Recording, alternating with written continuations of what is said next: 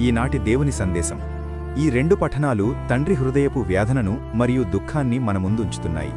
దావీదు తన కుమారుడు అబ్షాలోమును అపారంగా ప్రేమించాడు. కాని అతడు మరణించినప్పుడు దావీదు చేయగలిగింది కేవలం విలపించడమే. ఓ నా కుమారుడా అబ్షాలోమా అనే అతని మాట మానవ ప్రేమ యొక్క పరిమితిని వెల్లడిస్తుంది. ప్రేమ నిజమైనది, లోతైనది అయినప్పటికీ మరణం ముందు శక్తిహీనమైనది. అందువల్ల దావీదుకు వచ్చిన విజయం శోకంగా మారింది.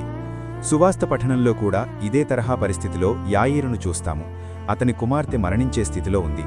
తరువాత అతనికి, నీ కుమార్తె మరణించింది, గురువును ఇంకా ఎందుకు కలవరపెడుతున్నావు అని చెబుతారు. కాని ఇక్కడ కథ మలుపు తిరుగుతుంది.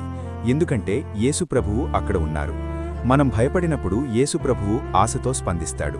భయపడకుము, విశ్వసించుము అని. దావీదు కథ కన్నీళ్లతో ముగిస్తే యాయీరు కథ కొత్త జీవితానికి తెరతీస్తుంది. మన అనుదిన జీవితంలో నష్టాన్ని, బాధను లేదా సమస్యలను అనుభవించినప్పుడు విలపించడం సహజమే. కాని మనం కన్నీళ్ల వద్దనే ఆగిపోకూడదు. మన దుఃఖాన్ని దేవుని సన్నిధిలో ఉంచినప్పుడు దైవ ప్రేమ మనందరికీ స్వస్థతను, ఆశను, కొత్త జీవితాన్ని దయచేస్తుంది. దేవుడు మనందరినీ దీవించునుగాక.